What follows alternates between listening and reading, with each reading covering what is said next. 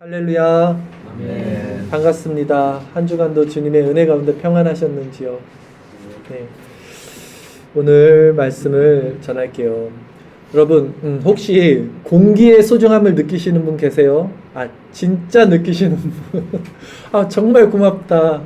공기 정말 감사하네. 물속에 들어갈 때 느끼겠죠. 그쵸? 물속에 빠졌을 때는 정말 공기가 소중하고 정말 절실할 겁니다. 근데 그렇지 않을 때는 그냥 모르고 살겠죠. 공기 당연하다는 듯이. 마찬가지인 것 같아요. 예수님을 믿는다는 것도. 자기 죄로 말미암아 정말 너무 갈급하고 심령이 괴롭고 이런 자들은 예수님을 찾아갈 수밖에 없어요. 근데 그 예수님이 그 자들에게 어떤 느낌이냐면 공기와 같은 거예요. 내가 물속에 있어서 숨막혀 이제 죽을 것 같은데 오직 내가 살 길은 저 공기를 마시는 건데 그 공기가 예수님 같은 거죠. 근데 공기를 마시면서도 이런 일반 은총, 햇빛과 공기, 자연 모든 거 하나님의 은혜인데도 이걸 모르는 거야. 사람들은. 당연한 거예요. 햇빛이 비치는 게 당연한 거예요. 아니에요. 하나님이 이거 지금이라도 멈춰버리면 우리는 추워서 막 견딜 수 없을걸요. 따뜻한 햇빛, 따뜻한 온도, 따뜻한 이런 공기 다 하나님이 주시는 건데 어떤 이들은 이거 하나님이 주신다는 생각도 안 할 뿐더러 감사할 수도 없겠죠. 중요한 건 뭡니까? 오히려 내가 이 물속에 이 절망 가운데 이 죄 가운데 눌려 있다면 그것이 하나님을 찾아가고 예수님을 찾아가는 길이라면 그런 근심은 우리를 회개로 이룬다는 것처럼 좋은 거겠죠. 그래서 오늘 예수님을 찾는 원리, 예수님을 따르게 되는 원리가 무엇인지 예수님을 따르게 되는 원리라는 제목으로 말씀 한번 전해볼까 합니다. 영혼의 갈급함을 가진 자들이 있어요. 분명히. 세상 것으로 만족이 안 되는 자들이 있어요. 세상에 살면서. 이 자들에게는 예수님이 공기가 되고 예수님이 생명이 되는 겁니다. 근데 어떤 이들에게는 예수님은 아무 상관이 없어요. 정말. 자, 예수님만이 생명이 되고 공기가 됐던 사람들의 전형적인 어떤 대표 케이스를 많이 있지만 성경에 바울을 우리는 쉽게 생각할 수 있을 것 같아요. 그렇죠? 바울에게는 예수님이 마치 공기와 같고 생명과 같은 자였어요. 그래서 예수님 외에 다른 어떤 모든 것들은 바울은 배설물로 버렸다고 그랬어요. 자신이 가졌던 모든 것들을 배설물로 여길 만큼 나에게 가장 귀중한 건 그 십자가의 복음밖에 없다라고 바울이 고백을 했습니다. 제자들도 마찬가지였어요. 사실 제자들도 모든 것을 버려두고 예수님을 따랐던 자들이 예수님의 제자들이었단 말이죠. 그러면 왜 사람들에게는 예수님이 이 사람들에게는 반드시 절실히 필요한 그 생명 같은 존재가 되었을까? 그 어떤 이들에게는 왜 그러면 그런 공기와 같은 생명 같은 존재가 되지 않을까? 그래서 어떤 이들은 왜 자신의 모든 것을 버리고 예수님을 따라갈 수밖에 없게 되었을까? 라는 것이죠. 오늘 이 말씀을 통해서 우리 신앙은 어떤 자리에 있는지 지금 내 신앙을 한번 점검해 볼 수 있는 그런 유익한 시간이 되기를 바라겠습니다. 본문 말씀 한번 볼게요. 누가복음 5장 27절 말씀. 본문 누가복음 5장 27절 같이 읽겠습니다. 그 후에 예수께서 나가사 레이라 하는 세리가 세간에 앉아 있는 것을 보시고 나를 따르라 하시니 이렇게 시작을 해요. 이 본문 배경을 말씀드리면요. 지금 가버나움이라는 이스라엘 위쪽 지방에서 사역을 하고 계시는데요. 지난주에 제가 어떤 설교를 했냐면 중풍병자 걸린 사람들이 이렇게 갖고 침상째 지붕 뚫고 내려왔죠. 그 사건 이후에 바로 벌어지는 거예요. 그래서 그 후에라고 시작해요. 본문이. 이 그 후에요. 중풍병자 사건 이후에 예수님께서 이 가버나움을 이제 돌아다니시는 거예요. 근데 가버나움이라는 것은 어떤 해상 도시였어요, 당시. 그래서 요충지, 어떤 교통의 요충지였어요. 세관이 있겠죠. 우리가 하이패스 금액 받듯이 이렇게 세관에서 도로에서 지나가는 사람들 돈도 받고 이런 사람들 세금도 걷고 이게 세관이었어요, 당시 가버나움에. 여기서 일했던 사람이 바로 이 레위라는 사람인 거예요. 그래서 예수께서 나가서 레위라는 세리가 이 세간에 앉아 있는 것을 보시고 나를 따르라 이렇게 말씀을 하셨어요. 레이라는 이름은 이제 히브리식의 이름인데요. 연합이라는 뜻이고요. 근데 이 당시는요 언어가 혼용됐어요. 당시 1세기 때는요, 히브리 언어도 썼고, 또 헬라, 그리스라 그러죠. 그리스 언어도 썼고요. 또 아람어라 그래요. 아람어도 썼고, 이걸 다 섞어서 썼어요. 그러다 보니까 이름들도 여러 개가 있었어요. 2개 이상씩 히브리식 이름이 있고, 뭐 헬라식, 뭐 아니면 아람어식의 이름이 따로 있었다고요. 그래서 오늘 말하는 이 레이는 누구냐면 히브리의 이름이 레이고요. 이 레이가 이제 헬라식 이름은 뭐냐면 마타이오스예요. 마타이오스. 이 사람 누군지 느낌이 오죠? 마타이오스. 이 사람이 마태복음을 썼던 마태인 거예요. 이 마태의 이름이 히브리 원래 이름이 레이다. 그리고 그것을 헬라식 이름은 마테다. 같은 동인이다. 이렇게 이해하면 됩니다. 레이는 연합이란 뜻이고 마테는 하나님의 선물. 뭐 이런 거는 그냥 참고만 해주시면 되고요. 자, 같은 사람이라는 거예요. 자, 예수님이 그를 따르라 했을 때 이제 어떤 반응이 일어납니까? 그거 있기 전에 이 사람이 레이가 마태라는 구절을 우리가 살펴볼 수 있는 구절이 한 구절이 있는데 한번 볼까요? 주일설교 말씀 구절에 보면 마태복음 9장 구절이 있어요. 이 본문과 같은 평행 구절 담고 있는 내용인데 같이 읽겠습니다. 예수께서 그곳을 떠나 지나가시다가 마태라는 사람이 세간에 앉아 있는 것을 보시고 이르시되 나를 따르라 하시니 일어나 따르니라. 아멘. 같은 내용이에요. 그렇죠? 이 사람이 마태라고 표현을 했고요. 오늘 누가복음에서는 레위다. 같은 동일인이다. 그래서 참고로 베드로도 한번 생각해 볼 수 있어요. 우리 베드로 원래 이름 히브리니까 히브리가 원래 이름이겠죠. 히브리로 베드로 원래 이름 뭐냐면요, 시몬입니다. 조약돌, 작은 돌, 시몬. 근데 예수님이 이름을 바꿔줬어요. 반석이라는 이름으로. 작은 돌 말고 너 반석이라 해서 반석이라는 이름이 아람어로 예수님이 이제 이름을 져줬어요. 별명이죠. 그래서 이름 게바라는 뜻이에요. 반석이라는 뜻이. 근데 이 게바라는 아람어가 또 이제 헬라 이름으로 넘어가면 게바가 헬라식으로 말했을 때는 페트로스라는 거예요. 반석이 페트라는 교회고 남성형 페트로스. 이 페트로스가 뭡니까? 베드로잖아요. 예. 그래서 원래 베드로 이름은 시몬이에요. 히브리식 이름이. 근데 예수님이 너 조약도 말고 반석이라 그래. 너 게바야. 이랬어요. 그 게바의 헬라식 이름은 베드로다. 페트로스다. 그냥 이렇게 그냥 참고해 주세요. 그러면 오늘 본문에 나온 이 레위를 지금 얘기하고 있어요. 레위 마태죠. 이 레위의 직업이 뭐였습니까? 세리였어요. 세리는 세무직 공무원을 뜻하는 말이죠.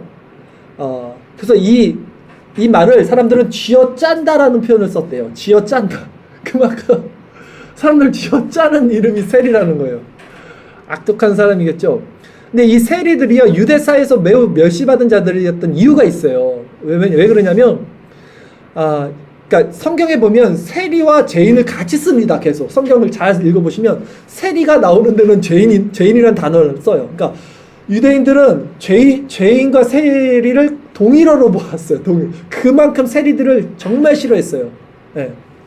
근데 이 세리들을 싫어한 이유가 뭐냐면, 당시 이제 로마의 속국이었는데 로마의 세금을 징수하잖아요. 이제 이스라엘. 근데 그걸 받는 사람이, 걷어내는 사람이 이제 세리인데 로마에서 급여를 많이 받지 못해요, 이 사람들이.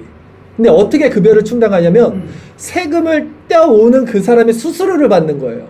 할당량을 띄어서 받는 거예요. 그러니까 당연히 자기가 돈을 벌려면 쥐어짜야 돼.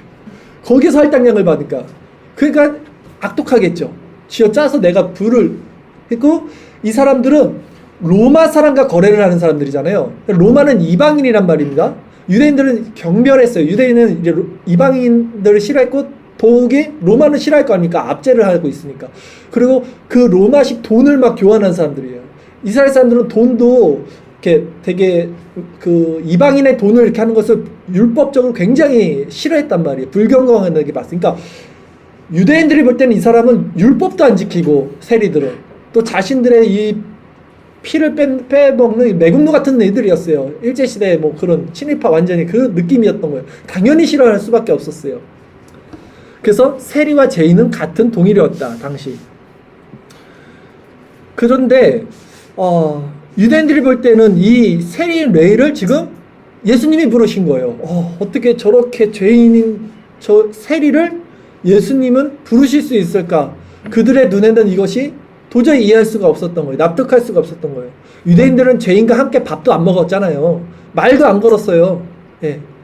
그리고 유대 세리나 죄인들을 향해서 거짓말을 하거나 돈을 뺏는 것은 불법인데도 그건 괜찮다 그랬어요. 그 정도로 죄인이나 세리들을 인간 취급을 안 한 거예요. 예. 근데 예수님이 그를 제자로 불렀다니까 이 경건한 유대주의에 있던 어떤 바리새인과 서기관들이 볼 때는 이해가 안 가는 지금 행동을 하신 것만이다. 아주 파격적인 행동을 했어요.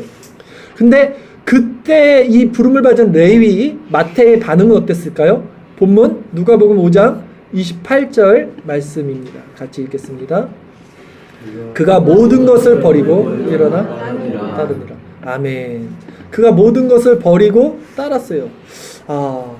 참 이상하지 않아요? 이 세리라는 사람 직업 자체가 아주 속물인데 이 돈에 미쳐서 돈을 힘으로 삼고 그것을 추구하는 사람인데 그걸 다 버렸어요. 한순간 모든 것을 버리고 예수님을 따랐다는 거예요. 이게 레이가 모든 것을 버리고 예수님을 따른 것을 제가 이 구절을 읽으면서 정말 궁금했어요. 무엇이 레이로 하여금 이날에 그 마음을 확 뒤집어서 그 예수님의 콜링에 단 한 번의 그 콜링에 그냥 다 버려두고 따르게 만들었을까? 딱 한마디 했는데 바로 다 버려두고 따랐다는 거잖아요. 무엇이 레이의 마음을 이렇게 움직였을까? 자, 이 사람 분명히 돈을 힘으로 삼고 지금까지 살았던 사람인데 이 재물을 버릴 수 있었던 이유가 무엇일까? 생각해 보세요 한번. 레이는요 부자였어요. 세리는 부자였어요. 당시 당연히 부자였어요. 돈을 많이 벌었으니까 아쉬울 게 없는 사람이에요. 그러니까 제가 아까 물속에 있는 사람만이 공기가 필요하다 그랬잖아요. 그러니까 뭔가 아쉬운 사람들이 예수님을 찾아가는데 세상적 관점에서 볼 때 세리는 물질적으로는 아쉬울 게 없어요. 오히려 예수님은 머리둘 곳도 없을 정도로 물질적으로는 아주 아쉬움이 많은 사람이었는데 그 아쉬움이 없는 사람이 지금 예수님을 따랐다는 것이 도저히 이해가 안 가는 상황이에요. 근데 이런 사실을 통해서 우리는 뭘 알 수 있냐면 레이가 지금 자기의 그 물질로 만족하지 못하고 있었다. 이것을 유추할 수 있겠죠. 물질로 돈을 벌었지만 그것을 추구해 살았지만 이것이 그에게 만족이 되지 않고 있었다는 것을 우리는 유추할 수 있어요. 그러니까 만족하지 못할 정도가 아니라 지금 매우 심각한 내면의 갈등과 괴로움을 겪고 있었을 것이다. 그러니까 마치 물속에서 그 공기를 찾아 올라가듯이 이 사람이 예수님 한마디에 모든 걸 버려둘 수 있었던 거예요. 내면에 뭔가가 있었어요. 분명히. 그렇다면 다시 질문으로 돌아가서 이 레이가 자신의 힘으로 삼던 재물을 어떻게 이렇게 버리고 예수님의 제자가 될 수 있었을까 했을 때 이어지는 오늘 본문 내용을 통해서 우리는 그 답을 알 수 있어요. 오늘 본문 누가복음 5장 29절에서 마지막 32절까지 말씀입니다. 우리 한번 쭉 읽어보겠습니다. 읽겠습니다. 레이가 예수를 위하여 자기 집에서 큰 잔치를 하니 세리와 다른 사람이 많이 함께 앉아 있는지라. 바리새인과 그들의 서기관들이 그 지체들을 비방하여 이르되 너희가 어찌하여 세리와 죄인과 함께 먹고 마시느냐. 예수께서 대답하여 이르시되 건강한 자에게는 의사가 쓸데없고 병든 자에게라야 쓸데있나니 내가 의인을 부르러 온 것이 아니오 죄인을 불러 회개시키러 왔노라. 아멘. 레이가 이제 예수님을 위해서 자기 집에서 큰 잔치를 베풀었어요. 그러자 동료 세리들 사람들이 많이 모였습니다. 그때 바리새인과 서기관들이 예수님의 제자들을 향해서 이제 모함을 합니다. 너 어찌 너네들은 그렇게 세리와 죄인들과 같이 밥 먹냐? 라고 비방했어요. 그때 예수님이 의원은 그러니까 의사는 건강한 자가 아니라 병든 자에게 필요하다. 이렇게 말하시면서 자신은 의인이 아니라 죄인을 불러서 회개시키러 왔다라고 선포를 하셨죠. 즉 레이가 지금 자기가 힘으로 삼던 재물을 버리고 예수님을 따를 수 있었던 이유는 레이 자신의 마음속에 자기가 병든 자, 죄인이라는 사실을 알고 있었다는 거예요. 레이는 지금까지 돈을 벌고자 하는 단 하나의 욕망 때문에 온갖 멸시와 모욕을 견디며 세리라는 직업을 고수하는 인생을 살았습니다. 그러나 그러면서도 그의 내면에는 그가 깨끗하지 못한 돈과 떳떳하지 못한 행동들, 더욱이 동족의 그 질타와 증오, 또한 하나님에 대한 죄책감 등으로 그동안 얼마나 심하게 마음에 갈등하고 괴로워하고 있었는지를 우리는 가늠해 볼 수 있었다는 거예요. 근데 그러던 중에 예수님이 가버나움에서 사역을 계속하고 계셨잖아요. 이 소식을 분명히 세간이었던 이는 들었을 겁니다. 예. 그래서 예수님을 바라봤겠죠. 예수님의 사역에 관심이 있었겠죠. 근데 예수님이 자신을 찾아온 거예요. 감히 자신은 예수님을 따를 수 있는 존재가 아니라고 생각했겠죠. 세리였으니까. 근데 그 예수님이 자신에게 먼저 손을 내밀고 나를 따르라고 했던 것입니다. 그때 이는 자신의 인생의 가치를 더 이상 재물에 두지 않고 그 나를 따르라는 예수님의 명령에 순종해서 자신의 모든 것을 아낌없이 버리고 예수님을 어떤 그런 신적인 그 응답에 자신도 모르게 자석에 이끌리듯 끌려갔을 거예요. 여러분께 부름받은 그러니까 예수님께 지금 부름받은 제자들의 특징들을 보면요. 이 레위, 마태 말고도 예수님의 12제자들이 있잖아요. 이 불렀던 특징들을 보면 예수님의 콜링 한 번에 따릅니다. 이 사람들이 다. 막 설득하는 거 아니에요. 삼고초려하는 게 아니에요. 그냥 넌 날 따르라면 다 버려두고 그냥 다 따랐어요. 순간순간 다. 한 구절 한번 찾아볼게요. 주일설교 말씀 구절 누가복음 5장 10절 11절 말씀입니다. 이거 같이 한번 읽겠습니다. 세베대의 아들로서 시몬의 동업자인 야고보와 요한도 놀랐음이라. 예수께서 시몬에게 이르시되 무서워하지 말라. 이제 후로는 내가 사람을 취하리라 하시니 그들이 배들을 육지에 대고 모든 것을 버려두고 예수를 따르니라. 아멘. 지금 이 어떤 상황이냐면 베세다 어부 출신이었던 베드로와 안드레 또 이제 요한, 야고보 이런 사람들 불렀던 때인데요. 한 번에 따라요. 너 나 따르라 했을 때 한 번에 따르는 거예요. 그러니까 마찬가지로 이 사람들도 지금 레위와 똑같이 뭔가 이 마음속에 이 사람들은 부자는 아니었어요. 그러니까 물질은 아니었겠지만 다른 무엇으로 만족한 못한 인생을 살고 있었던 거예요. 열심히 일을 하면서도 뭔가 이게 갈급함, 괴로움, 심정에 이게 있었던 거예요. 그리고 예수님의 제자 중에 나다나엘이 있어요. 또 그 나다나엘을 부르는 장면을 통해서도 이 나다나엘도 그 갈급함이 있었다는 걸 알 수 있어요. 한 구절 더 볼까요? 요한복음 1장 48절 49절. 이게 이제 빌립과 나다나엘을 부르는 장면이죠. 같이 읽겠습니다. 나다나엘이 이르되 어떻게 나를 아시나이까? 예수께서 대답하여 이르시되 빌립이 너를 부르기 전에 네가 무화과나무 아래에 있을 때에 보았노라. 나다나엘이 대답하되 라삐여 당신은 하나님의 아들이시오 당신은 이스라엘의 임금으로서이다 했어요. 요 배경을 설명해 드리면 예수님이 처음 불렀던 게 누구냐면요. 이제 베드로, 그다음에 안드레, 또 요한, 야고보 요 네 명을 벳사다 출신이에요. 그 동네에서 불렀어요. 그리고 그 다음 날 빌립이라는 사람을 부르는 거예요. 빌립을 불렀더니 이 다 제자들이에요. 지금 빌립이 자기 친구인 나다나엘에 가서 야, 내가 메시아를 만났다. 내가 그리스도를 만났다. 와보라 이랬어요. 그러니까 나다나엘이 그 지금 무화과나무에서 이제 묵상하고 있다가 이 사람은 율법에 약간 능통한 사람이었던 것 같아요. 아니 나사렛에서 무슨 선한 게 나와. 분명히 그 미가서나 이 구약에 보면 메시아는 예루살렘에서 나온다고 예언되어 있었단 말이죠. 근데 나사렛에서 무슨 메시아가 나와? 이 사람 알고 있었어. 아니야, 네 잘못 알고 있는데 우선 일단 와봐. 그래서 데리고 갔더니 예수님이 네가 그 무화과나무에 있을 때 내가 널 봤다니까 갑자기 이 나다나엘이 당신은 하나님의 아들이십니다. 이 고백을 한 거예요. 지금 이게 중요한 건 뭐냐면요. 여기서 이 나다나엘도 무화과나무 아래에 있을 때 무화과나무는 상수리 나무나 무화과나무가 뭐냐면요. 이스라엘에서 묵상할 때 많이 그 사람들은 이제 그 밑에서 묵상을 해요. 시원하니까. 예, 기도하거나 묵상할 때 무화과나무 아래에 있어요. 사람들이. 그러니까 이 지금 나다나엘이 무화과나무 아래에서 기도를 하고 있었는데 무엇을 기도하고 묵상하고 있었을까요? 유추해 볼 수 있어요. 어떻게 유추해 볼 수 있냐면 빌립이 친구인데 빌립이 지금 찾아와서 뭐라고 말하니까 내가 메시아를 찾았다. 내가 그리스도를 찾았어 라고 나다나엘에게 말했던 것을 통해서 나다나엘도 무엇을 지금 찾고 있었을까요? 그리스도, 메시아를 구하고 있었던 거예요.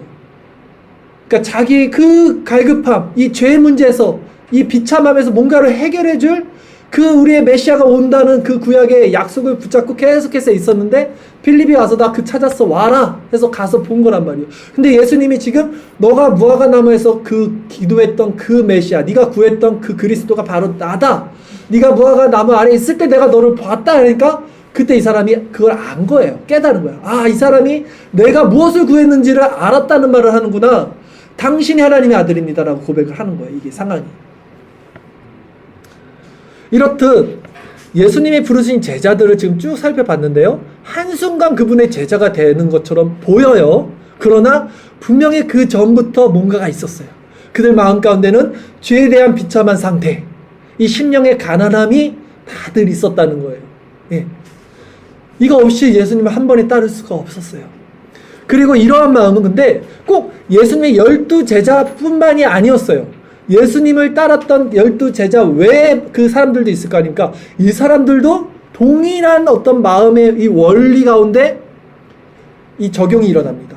자, 몇 명 살펴볼게요. 사마리아 여인 아시잖아요. 사마리아 여인. 물동이 던져두고 막 마을로 뛰어가는 그 사마리아 여인. 여인도 예수님을 처음 만났지만 더 이상 목마르지 않은 물을 주신다는 그 말씀에, 네가 찾던 선지자가 나라는 그 말씀에 그 갈급한 심령, 평생 동안 살았던 그것이 해갈이 된 거예요. 그 순간. 그리고 삭개오는 어떻습니까? 삭개오도 마찬가지였잖아요. 처음 본 거예요. 근데 예수님이 너 내려와, 내가 오늘 너희 집에 거할 거야. 이 말 한마디에 자신의 모든 소유를 또 내려놓고 예수님을 따르게 되는 거예요. 삭개오도.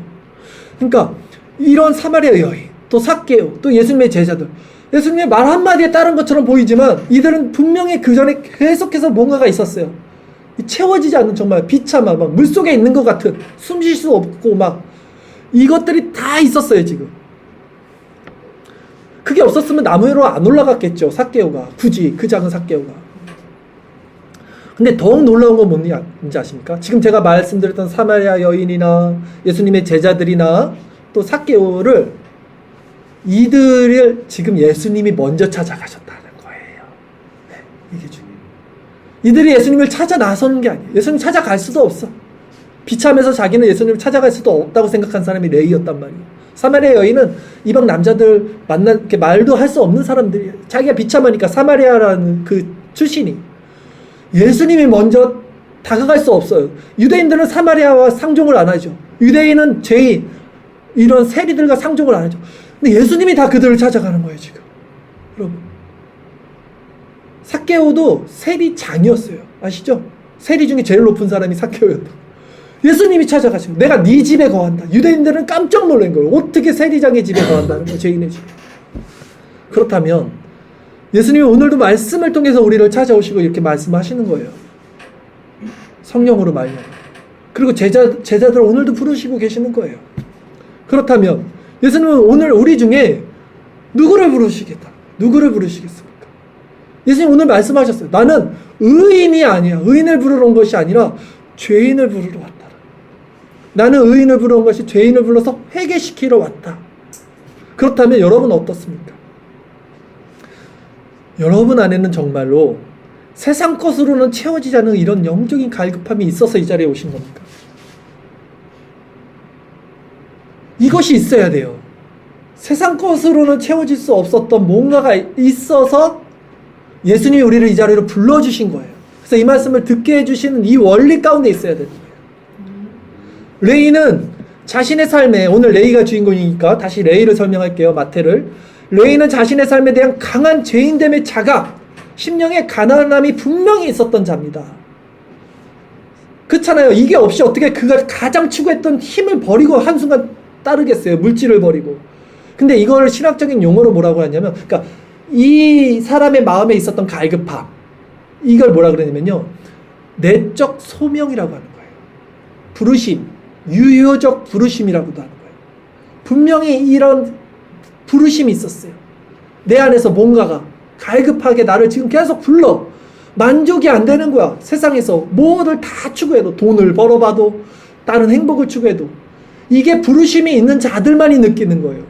그냥 부르심이 아니라, 외적인 부르심이 아니라 내적인 부르심, 내적 소명 같은 말입니다. 유효적 부르심. 이 사람들만 이 갈급함을 쓰는 거예요. 뭔가 이게 채워지지가 않는 거예요. 분명히. 그리고 이게 청교도에서는 이거를 준비교리라고 말해요. 우리가 준비하는 게 아니라 계속 뭔가 내 마음이 낮아지게 되는 거. 근데 우리에게도 이 마음이 있어야 한다는 말을 제가 드리는 거예요. 그래야 우리도 모든 것을 버려두고 오늘 본문의 레이처럼 예수님을 따를 수 있는 그런 자들이 될 수밖에 없는 거예요. 그렇지 않으면 안 따라요. 못 따라요.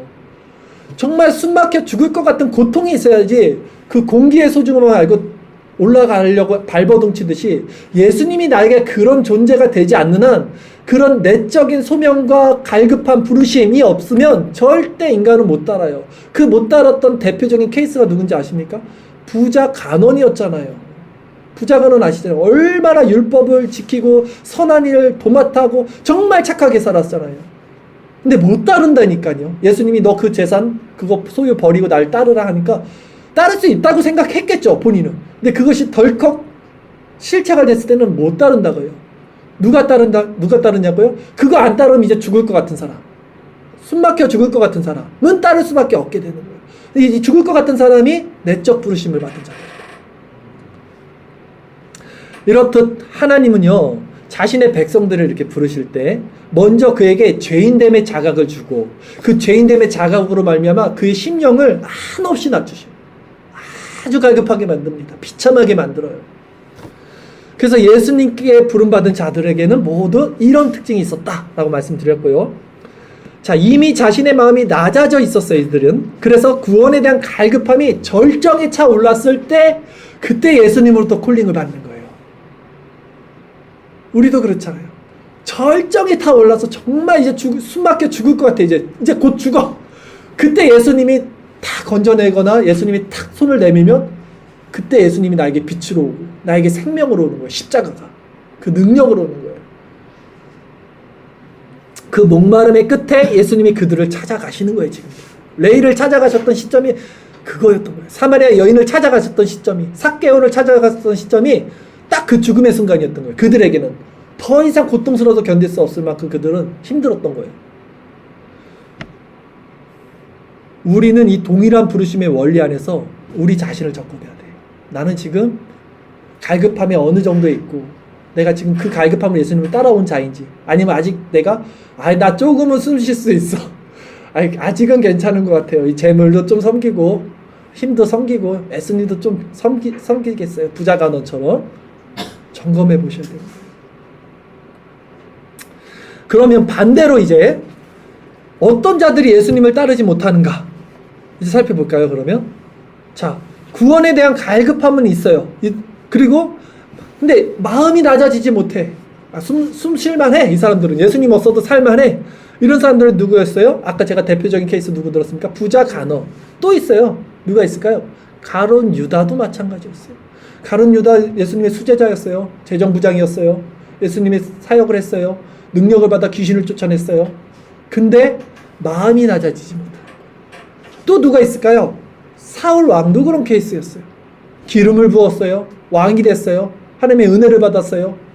막 예언을 했어요. 근데 마음이 낮아지지 못했어요. 이들의 신앙에는 특심과 열심이 분명히 있었고 능력도 있었어요. 그러나 낮아진 겸비된 심령은 이들에게 없었다는 것이 또 공통적인 특징이라는 거예요. 또 누가 있을까요? 신약의 그 초대교회 아나니아 삽비라 부부 아시죠? 이들도 마찬가지였어요. 이들은 정말 불쌍하죠. 헌금 엄청 하고도 그냥 죽어버렸어요. 엄청 헌금 안 했으면 오히려 살았을지도 몰라. 오히려 엄청 하고 죽어버린 거예요. 왜냐하면 그들의 행위는 이 낮아진 원리 안에서 일어난 게 아니라 자기의 드러내는 높아짐의 원리에서 있기 때문에 하나님은 그 교회의 순수성을 지키기 위해서 그들을 그냥 가차없이 죽여버리는 거예요. 여러분, 성경이 부자는 천국에 가기 어렵다 그러죠? 바늘귀에 낙타 들어가는 것만큼 어렵다 그러잖아요. 이 부자가 누구냐면 성경이 말하는 부자가 바로 물질의 부자가 아니라 가룟 유다나 이 부자 간원이나 사울왕이나 아나니아 삽비라처럼 자기 마음이 높아진 자들이 부자인 거예요. 이 사람은 그래서 천국에 못 간다. 부르심을 받았는데 유효적 부르심이 아니라 내적 소명의 부르심이 아니라 외적 부르심. 그러니까 이 말 있죠? 청함받은 자들은 많대. 택함 받은 자들은 적느니라. 예수님 분명히 말했어요. 청함을 받아서 잔치집에 다 와 있어. 예배 안에 다 들어와 있고 교회 안에 다 들어와 있고 나눈 것을 받았어 라고 말해요. 근데 그것은 청함 받은 자들이에요. 그 중에 택함 받은 자들은 적다는 거예요. 성경은 항상 이것을 얘기합니다. 부르심을 받았지만 우리가 추구하는 부르심은 이 외적, 지금 보세요. 부자 간원이든 가룟 유다든 얼마나 신앙이 좋았냐고요. 사울왕이든 아나니아 삽비라 특히 얼마나 신앙이 좋았냐고. 근데 구원을 못 받는 거예요. 외적 부르심에 있는 자들이 있는 거예요. 근데 정말 낮아지신 내적 부르심에 있는 자들은 예수님을 따르고 구원을 받게 된다라는 것을 계속 비교하면서 지금 말씀드렸고요. 자, 이렇듯 예수님을 따를 수 있는 제자의 조건은요, 자신이 죄인이라는 사실을 이제 깨닫게 됩니다. 성령의 조명으로. 그래서 깨닫게 되면 이 사람 마음이 너무 낮아져요. 그리고 이제 목마른 심령, 의에 줄인 심령이 돼서 그때 이제 예수님이 콜링을 딱 할 때 정말 모든 소유를 포기하고 따르게 된다는 것이죠. 그런데 오늘날 교회 안에 있는 자들, 많은 자들은요, 제가 볼 때는 오히려 부자 간원처럼 신앙생활하는 사람들이 너무나 많아요. 신앙에 열심히 있는 사람들 보면 오히려 아나니아와 삽비라처럼 신앙생활하는 사람들이 너무나 많습니다. 근데 이 부자 간원도 영생에 대한 갈급함도 있었고 열심도 있었고 순종도 있었고 선한 행위도 있었기 때문에 분별이 안 되는 거예요. 율법에 순종 엄청 했잖아요. 아나니아 삽비라도 마찬가지고요. 그러나 그것은 자기 의로 말미암은 어떤 열심이었다는 거. 그래서 그는 그 수단으로 율법을 지켜 행했던 거예요. 그러니까 결국 자기가 의를 세우기 위해서. 그런데 오늘날 교회 안에 많은 이들이 이런 방식과 원리로 신앙생활하는 사람들이 너무나 많다는 거예요. 외적 부르심 안에서 신앙생활 한다는 거예요. 지금 내적 부르심이 아니라는 거예요. 제가 볼 때는 결국 신앙의 중심에 이 사람들은요, 다 자기가 있어요. 자기 열심, 자기 감정, 자기가 만들어낸 하나님을 자기가 섬겨요. 열심을 내고 섬깁니다. 여러분은 어떻습니까? 여러분은 어때요? 그러면 정말 우리가 힘으로 삼는 그런 것들이 이제 실질적으로, 이거 설교를 좀 실질적으로 들어보세요. 우리가 힘으로 삼는 게 있잖아요. 분명히 돈, 건강, 가족 뭐 이런 것 실질적으로 힘으로 삼고 있잖아요.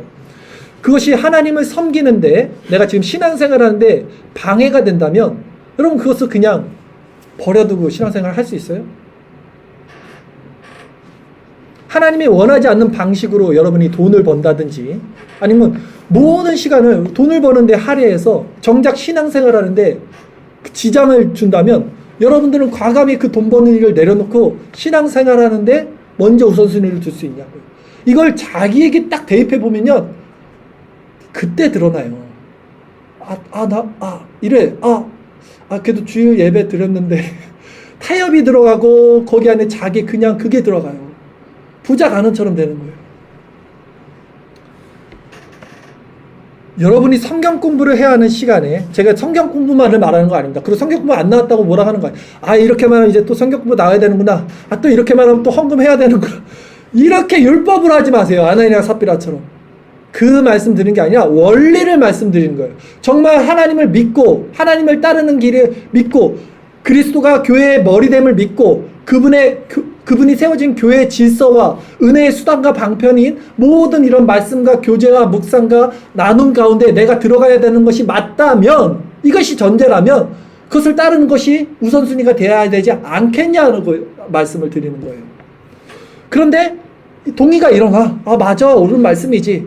근데 정작 실질적으로 정말 내 시간을 버리고 내 그 생업을 좀 포기하고 그 시간을 여러분들이 하냐 못하냐, 이거예요. 정말 이거예요. 딱 신앙생활은 누가 부자 간원이고 누가 세리인지 이게 결국은 그냥 삶에서 나타나고 드러나는 겁니다. 결국 근데 여러분 실망하지 마세요. 결국 이 모든 것을 내려놓고 예수님을 따를 수 있는 것은 우리 힘으로 할 수 없다는 거 심해요. 정말. 이거 그래 알겠습니다. 내가 열심히 하겠습니다. 이렇게 가지 마세요. 지금 이거 할 수 없다는 거예요. 우리 힘으로 할 수 없어요. 우리 힘으로 할 수 없어요. 정말로 심령이 가난하고 애통하고 의에 줄이고 도저히 그래서 고통스러워서 견딜 수 없는 자들만이 이제 이걸 따라갈 수밖에 없어요. 물속에 있는 자만이 산소를 찾아가는 거죠. 부자 간원도 사울왕도 가룟 유다도 아나니아 삽비라도 모두 열심을 품고 하나님을 섬겼던 자들입니다. 근데 사실 우리는 그들과 별반 다를 바가 없다는 거예요. 우리 힘으로는 절대로 낮은 심령을 가져갈 수 없어요. 이건 하나님의 은혜와 선물입니다. 왜냐하면 제가 그랬잖아요. 이게 뭐라 그랬어요? 내적 부르심, 유효적 소명, 효과적 부르심인데, 부르심이라는 것 자체가 누가 나를 부르는 거예요. 내가 찾아간 게 아니잖아, 지금 이 사람들에게. 하나님이 나를 부르셔야지만 내가 이런 것들을 따라가게 돼요. 그래서 성경은 뭐라 그래요? 괜찮아. 내 양은 내 음성을 들 거야. 그리고 나를 따를 거야. 그들이 지금 나를 안 따르는 것은 괜찮아. 그들이 내 양이 아니기 때문에 안 따르는 거야. 냅둬. 이렇게 말하는 거예요. 저는 정말 오늘 이 말씀이 모든 자들의 심령에 들릴 거라고 생각하지 않아요. 그래서 예수님은 마음이 높아진 의인을 부르러 온 것이 아니라 지금 죄인을 부르러 마음을 고치러 왔다. 예수님도 모든 자들에게 말한 것은 아니었어요. 모든 자들에게 이 마음이 들어갈 거라 말한 건 아니었어요. 그러니 오늘 이 말씀 역시 마음이 낮아진 죄인의 심령을 가진 자들에게만 반응이 일어나는 말씀이라는 것입니다. 이 설교를 듣고 있는 여러분 안에도 지금 레위와 같은, 삭개오 같은, 나다나엘과 같은, 또 사마리아 여인과 같은 이런 존재적 절망, 나의 존재에 대한 절망, 무엇으로도 채울 수 없는 영적 갈급함이 있기를 소망하세요. 우리가 할 수 있는 거는 그것밖에 없죠. 여러분의 그 내적인 소명, 이 유효적 부르심이 하나님께서 은혜로 허락해 주시기를 간구하시고 기도하십시오. 이 마음까지도 하나님이 주시는 거지만 우리는 그것을 구해야 됩니다. 근데 정말로 우리에게 힘이 되는 건 뭐냐면, 우리가 이 마음을 하나님께 구할 때 하나님은 절대 나무라거나 우리를 탈락시키지 않고 구하는 자들에게 주시고 두드리는 자들에게 열어주시는 거예요. 찾는 자는 찾게 해주시는 거예요. 이 마음을 구하는 자들에게 주신다. 다른 게 아니라. 그래서 아들이 악할지라도 좋은 걸 주는 하나님께서 선한 것, 그 좋은 것, 성령을 주신다는 거예요. 그러니까 지금 이 말씀을 듣고 정말 내적 소명이 중요한 거고 내가 그것을 갖고 싶습니다라고 하나님께 구할 수 있는 거예요. 우리는 이게 성령이 주셔야 되는데 우리 힘으로는 받을 수 없으니까. 근데 구하면 하나님이 주신다고 약속했잖아요. 이걸 구하면 주신다는 거예요. 근데 이걸 안 구하고 엉뚱한 걸 구하잖아. 엉뚱한 거를 자꾸 버려야 될 거를 구하고 있어요. 바울이 배설물과 같이 버린 거예요. 근데 지금 이 설교를 듣고 내가 구할 것, 이 마음을 구하시면 분명히 주십니다. 제가 확신할게요. 구하세요. 성령을 구하시고 나에게 가난한 마음을 주시고 갈급한 심령을 주셔서 정말 주님 아니면 살 수 없을 정도의 나도 그 마음을 하나님 좀 주세요. 왜 안 주시겠냐고. 그 마음을 구하는데, 성령을 구하는데. 이제 말씀을 정리할게요. 여러분이 정말로 이 마음을 구하실 때 여러분에게는 자유가 일어납니다. 오늘 본문의 레위는요, 예수님의 부르심에 모든 것을 내려놓았습니다. 삭개오는 예수님의 부름을 따랐지만 부자 간호는 따르지 못했죠. 베드로는 따랐지만 가룟 유다는 따르지 못했습니다. 다윗은 따랐지만 사울은 따르지 못했어요. 사마리아 여인은 따랐지만 아나니아 삽비라는 따르지 못했습니다. 겉모습은 모두 신앙에 열심히 있는 모습이었어요. 이들 모두. 그러나 택함받은 자의 특징은 낮아진 심령 가운데 갈급함이 있었다는 거였어요. 이것이 없으면 청함받은 외적 부르심은 있지만 택함받은 내적 부르심이 없는 자들이라는 것을 오늘 배웠습니다. 그러므로 우리는 이 시간 하나님의 은혜의 선물입니다. 부르심은 하나님이 주권입니다. 이 은혜의 선물인 그 부르심을 구하십시오. 이 낮은 마음 겸비된 심령을 간절히 구하십시오. 분명 구하는 자들에게 하나님께서 주시지 않겠습니까? 이것을 믿으십시오. 노뱀을 바라본 자들에게, 불뱀에 물린 자들이 그냥 구원을 얻게 되는 거예요. 우리에게 이것을 주실 수 있는 유일한 분은 예수 그리스도밖에 없습니다. 예수 그리스도를 통해서 그리스도를 바라볼 때, 노뱀을 바라보도 그리스도를 이 시간 바라볼 때 그분의 성령이 우리에게 오셔서, 그분의 성령이, 내주하시는 성령이 우리를 충만케 하셔서 이 모든 과정으로 우리를 인도하여 가시는 거예요. 그 그리스도를 통하여 우리는 이것을 얻게 되는 것입니다. 그리스도를 통하여 하나님은 우리에게 이것을 주게 되는 것입니다. 마지막으로 그러면 이것이 이제 우리가 이걸 구할 때 어떻게 변하느냐 했을 때요. 너무 멀리 보지 마세요, 지금.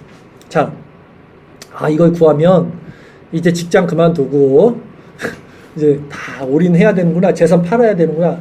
이거 아니고요. 정말 원리를 말씀드려서 적용을 하면요. 이거예요, 간단히 말해요. 정말 하나님이 세워주신 이 교회 공동체 예배, 말씀 묵상, 또 각종 모임, 이걸 참여하고 싶은 순종이 일어나는 거예요, 우리 마음에. 그걸 너무 참여하고 싶어. 율법으로 참여한 게 아니라 저게 생명이니까, 저게 하나님이 있으니까, 그리스도의 생명이 공급이 되니까, 은혜의 방편. 그것을 참여하게 됩니다. 교회에 더 헌신하게 되는 거예요. 자원하는 마음으로.